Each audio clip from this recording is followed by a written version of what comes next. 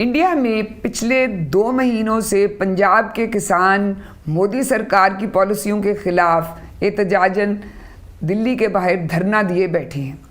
26 جنوری کو جو انڈیا کا ریپبلک ڈے ہوتا ہے، اس دن حکومت نے ان کو اجازت دی کہ وہ اندر آ سکتے ہیں کچھ شرائط پہ،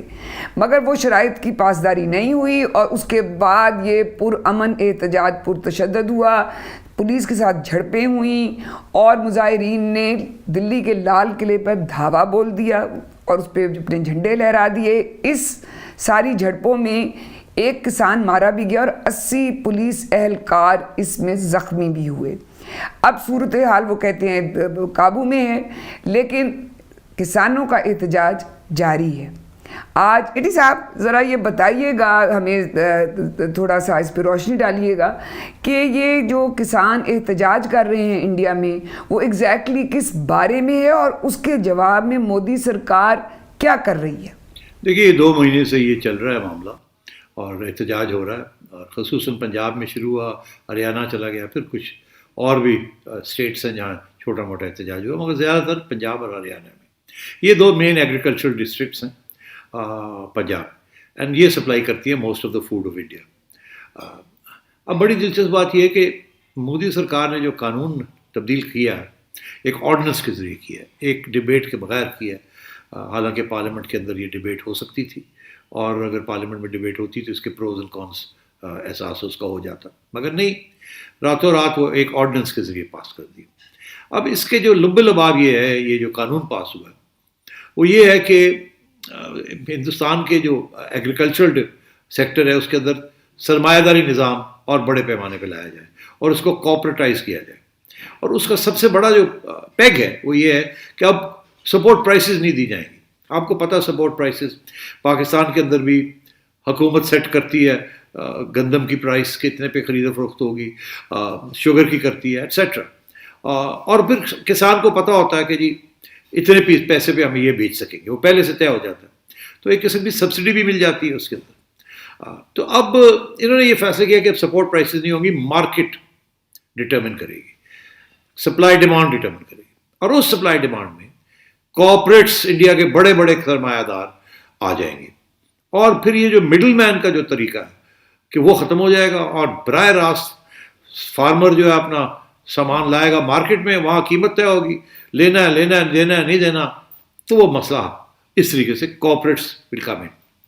اچھا، مسئلہ یہاں یہ ہے کہ اس وقت تو سلسلہ ایسے ہے کہ مکمکا ہو کے، کیونکہ سپورٹ پرائس دی ہوئی ہوتی ہے تو وہ ہارویسٹ ہو جاتی ہے، سب کچھ چلا جاتا ہے، مگر اگر سپورٹ پرائس نہیں ہوگی تو پھر یہ بڑے سرمایہ دار اس کو مینیپولیٹ کر لیں گے، پرائسز کو، کس کے وہ انہوں نے خریدنی ہے، اینڈ سو آن۔ تو یہ سب سے بڑا خدشہ ہے اس کے اندر۔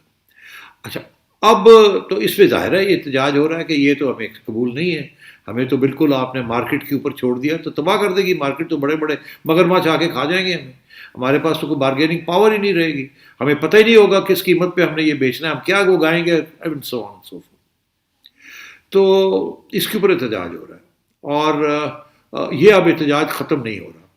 اور یہ یہاں تک یہ بات پہنچ گئی ہے کہ اب 2 ماہ کے بعد بھی مودی سرکار ان سے نیگوشیٹ کرنے کے لیے تیار نہیں ہے۔ ایکچولی نیگوشیشنز تو ہوئی ہیں، 10-11 کے قریب میٹنگز ہوئی ہیں، اور آخر میں مودی سرکار نے یہی کہا ہے کہ اچھا جی ٹھیک ہے، ہم 18 ماہ کے لیے اس قانون کو ملتوی کر دیتے ہیں، 18 ماہ کے بعد یہ لاگو ہوگا، مگر فارمرز لابی جو ہے وہ کہہ رہی ہے نو، اس کو واپس لیں پورے کا پورا، اور ہم اس کو ہونے نہیں دیں گے۔ یہاں آ کے بات رکی ہوئی ہے، مودی سرکار پیچھے نہیں ہٹ رہی ہے، اور یہ احتجاج جاری ہے، اور ان کا یہ خیال تھا کہ کتنی دیر یہ کھڑے رہیں گے، آخر میں ماننا پڑے گا۔ جیسے کہ آپ کو یاد ہوگا جب انہوں نے وہ سٹیزن شپ ایکٹس کیے مسلمانوں کے خلاف، CAA CRC، وہ سارے جب کیے تو اس وقت احتجاج ہوا، مگر پھر رک گیا، بات ختم ہو گئی، لوگ پھر گھروں میں چلے گئے۔ ان کا ایک خیال تھا کہ یہاں بھی ایسے ہی ہوگا، کوئی مسئلہ ہی کوئی نہیں، 15 دن 20 دن یہ احتجاج کریں گے، اس کے بعد کام چل پڑے گا، مگر ایسے ہوا نہیں۔ اور اب یہ اچھی خاصی ایک کرائسس ہو گئی ہے، کیونکہ فارمرز کے علاوہ کوئی 500 کے قریب سول سوسائٹی آرگنائزیشنز ریپرزینٹنگ ہر قسم کا opinion, leftist, rightist, ethnic, caste, ہر قسم کی آرگنائزیشن جو ہے نا وہ اس کو سپورٹ کر رہی ہے، اور انہوں نے ایک کمیٹی بنا لی ہے جس کے اندر سب کی ریپرزنٹیشن ہے، اور یہ ایک بہت بڑا آل انڈیا قسم کا ایک احتجاج بن چکا ہے. حالانکہ مین جو ایریا ہے وہ یہی ہے پنجاب، ہریانہ اور شاید ایک آدھ اور اسٹیٹس کے اندر، مگر اتنا بڑا یہ چیز بن گئی ہے کہ اب آپ نے دیکھ ہی لیا جس قسم کے سینز آپ کو نظر آ رہے ہیں کہ لال قلعے کے اوپر بھی جا کے انہوں نے اپنا مذہبی جھنڈا جو ہے سکھ کمیونٹی کا وہ انہوں نے وہاں جا کے لگا دیا، جس کی وجہ سے اس دن اور بھی تکلیف ہو رہی ہے رولنگ ایلیٹس کو انڈیا کی. جی سیٹھی صاحب، ابھی آپ نے ان امیجز کی بات کیا، ہمیں تو یہاں ٹیلی ویژن پہ تو نہیں ہم دیکھ سکتے، مگر سوشل میڈیا پہ جو نظر آ رہا ہے کہ اتنی سخت سردی میں پچھلے 2 مہینوں سے یہ غریب کسان اپنے بچوں اور اپنی عورتوں اور سب کے ساتھ ادھر دھرنا دیے ہوئے ہیں. تو وہ اس پہ مجھے وہ علامہ اقبال تو بہت پہلے سے کہہ گئے ہیں نا کہ جس کھیت سے دہقاں کو میسر نہ ہو روزی، اس کھیت کے ہر خوشہ گندم کو جلا دو. کہ جو سارے ملک کو کھلانے والا ہے وہ خود اس کو اپنی روزی کے لالے پڑے میں. اچھا مجھے یہ بتائیں، ابھی آپ نے یہ جو سٹیزن ایکٹ کے بارے میں جو احتجاج ہوا تھا اس کے بارے میں بات کی آپ نے،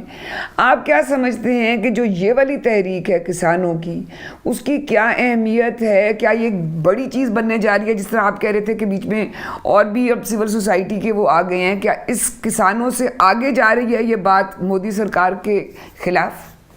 جی بالکل جا رہی ہے اور چلی گئی ہے. میں سن رہا تھا بہت سے اہم ہندوستانی تبصرے ہو رہے تھے ہندوستان میں، اور پڑھے لکھے لوگ بات جو کر رہے ہیں اور جو خدشات کا اظہار کر رہے ہیں. بڑی انٹرسٹنگ ڈیولپمنٹ ہے. پہلی بات تو یہ ہے کہ جب یہ فارمرز پروٹیسٹ شروع ہوئی تو بی جے پی حکومت کی طرف سے اس کو سکھوں کی پروٹیسٹ قرار دے دیا گیا. اس کو نیرو ڈاؤن کر کے ایک ایتھنک ڈائمینشن دے دی گئی. اچھا، اس کی اگلی سٹیج پہ جب دیکھا یہ کنٹرول میں نہیں آ رہی تو انہوں نے اس کو خالستانی ایک اور سیاسی رنگ دینے کی کوشش کی. اور خالستانی سے مراد یہ کہ بغاوت، anti India, anti national, secessionist, Pakistan inspired, اس قسم کی باتیں بی جے پی کے لوگ کرنے لگے. یہاں تک کہ غداری، کہ یہ غدار ہیں، یہ لوگ ٹریٹرز ہیں، یہ پاکستان سے پیسے لے کے یہ کر رہے ہیں. تو سکھوں سے خالستان تک پہنچ گئے اور پھر پاکستان کا ایجنڈا بنا دیا. یہاں تک کہ اٹارنی جنرل آف انڈیا، جب یہ سپریم کورٹ میں معاملہ گیا اور سپریم کورٹ نے مداخلت کی اور کہا یہ کیا ہو رہا ہے، باتیں شروع کریں، تو وہاں جا کے اٹارنی جنرل صاحب نے یہ الزام لگا دیا کہ یہ تو خالستانی ہیں اور یہ تو سیسیشنسٹ ہیں اور یہ ٹیررسٹ ہیں. انڈیا کے منسٹر صاحبان کو ٹیررسٹ بھی کہہ رہے ہیں. تو جب یہاں تک یہ بات آ گئی تو میں یہ سمجھتا ہوں یہ بہت خطرناک طریقے سے بی جے پی نے اس کو ہینڈل کیا ہے. اس کی وجہ یہ ہے کہ آپ کو یاد ہوگا کہ بی جے پی بیسکلی اینٹی مسلم، اینٹی پاکستان وہ ایجنڈا لے کے چلتی ہے، اور پرو ہندو. ان کا یہ خیال تھا کہ پہلے کہ یہ سکھ والا مسئلہ اتنا بڑا نہیں بنے گا، ہم کر لیں گے، کیوں، وہ بھی ہندو ہیں، ہم بھی ہندو ہیں، کوئی مسئلہ نہیں ہے. مگر سکھوں کو انہوں نے انڈر ایسٹیمیٹ کیا. اس کی وجہ یہ ہے کہ ان کا جو سارا گردوارا صاحب، یہ جو سارا سسٹم ہے ان کا، یہ اس الگ ایک مذہب ہے یہ. اچھا، ان کو بی جے پی والوں کو اس بات کی سمجھ نہیں آئی پہلی بار.